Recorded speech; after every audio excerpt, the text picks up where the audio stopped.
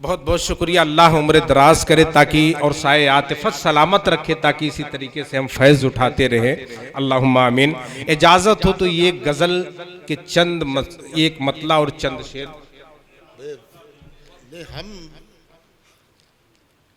2 शेर पढ़ दीजिए, एक मतलब। चलिए जज़ाकल्लाह। जो सबसे अच्छा हो।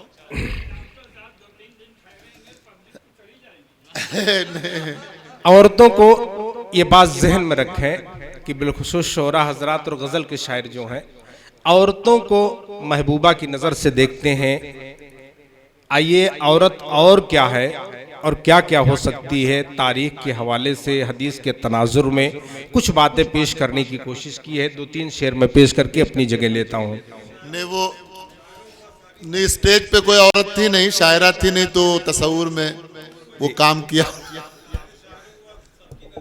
जी जी जी, मतलब मुलाजा फरमाए।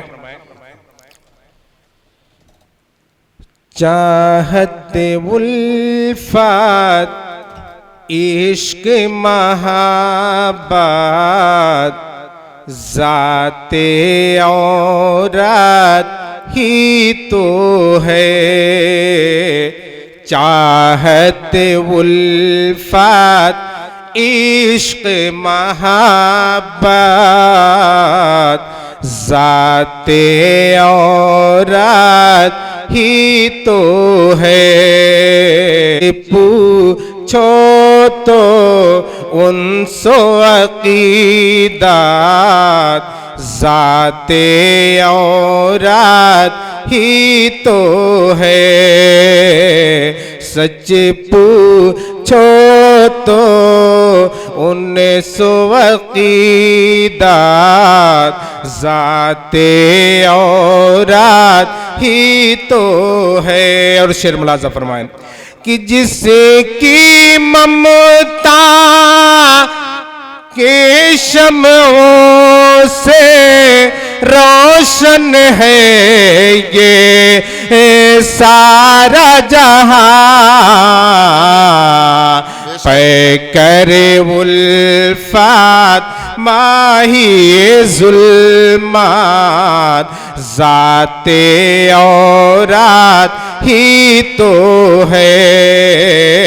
पैकर उल्फत माही ज़ुल्मत ज़ाते औरत ही तो है। और तारीख के हवाले से कि बाग़े जना में रह कर भी थी आदम को जिसे की हसरात, वजह सकीनात ज़िस्ती की दौलत, वजह सकीनात ज़िस्ती की दौलत ज़ाते औरत ही तो है। और जिसका तसल्लुत क़ल्ब जवां पर कल भी था और आज भी है। जिसका तसल्लुत क़ल्ब जवां पर कल भी था और आज भी है। अहले जुनू सोचो वो क़यामत, अहले जुनू सोचो ये क़यामत ज़ाते औरत ही तो है। और आखिरी शेर मुलाज़ा फरमाए कि आज उसी को अहले ज़माना कहते फिरे हैं वजह अलम। आज उसी को अहले ज़माना कहते फिरे हैं वजह अलम। जिसके कदमों में है जन्नत ज़ाते औरत ही तो है, जिसके कदमों में है जन्नत, ज़ाते औरात ही तो है। और मक्ते का शेर मुलाजा फरमाए, फिर अपनी जगह लेता हूं मैं। कि आबी तो जाहिद मांगते हैं, जिससे अपनी दुआओं में अब रखे। आबी तो जाहिद मांगते हैं, जिसे अपनी दुआओं में अब रखे। नेमत उज़्मा, नेमत उज़्मा हूरे जन्नत, ज़ाते औरात ही तो है।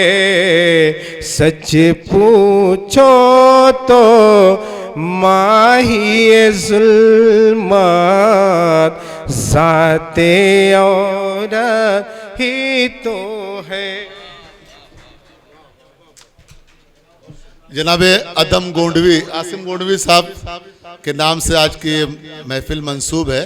तो गोंडा के कुछ शायरों के मुझे शेर बार बार याद आ जाते हैं। जनाब अदम गोंडवी का एक शेर है कि छोड़कर औरत को कह दो कोई अफसाना लिखे, छोड़कर औरत को कह दो कोई अफसाना लिखे, देखिए फिर कौन लेखक कितना पानीदार है। तो ये बात तो उनकी थी, लेकिन शायरी और शायर की एक खूबी ये है कि वो अदबी तकाज़ों को पूरा करने के साथ साथ जहनों को झंझोड़ने और दिलों को बेदार करने का भी काम करती है। तो बहुत ही खूबसूरत शायरी पेश कर रहे थे जनाब अबरक साजिदी, और उनके लिए ये एजाज़ की बात है कि जनाब जालिब नोमानी साहब, ये वो शख्सियतें हैं जहाँ पर जिनके कदमों में बैठकर हम जैसे न जाने कितने लोग उनके धूल चाट कर, कदमों की धूल चाट कर शायरी कुछ सीखने की कोशिश कर रहे हैं, अभी कोशिश कर रहे हैं। अल्लाह उनकी उम्र में बरकत अता फरमाए। मैं कभी कभी जब गोरखपुर में आता हूँ तो मेरा मन बहुत भारी हो जाता है। उसकी वजह ये है कि मेरे बहुत ही जिगरी दोस्त थे मोहतरम शकील फराज साहब, और जब मैं तसव्वुर कर लेता हूँ कि वो बीमार हैं और किस हालत में हैं तो मन रोता है। और जब वो सही हालत में थे मैं आया करता था तो जालिब साहब से मुलाकात होती थी, जलाल सामानी साहब वगैरह, अनवर ज़िया साहब से। एक सिलसिला टूट सा गया है और उसे जोड़ने की मैं कोशिश कर रहा हूँ।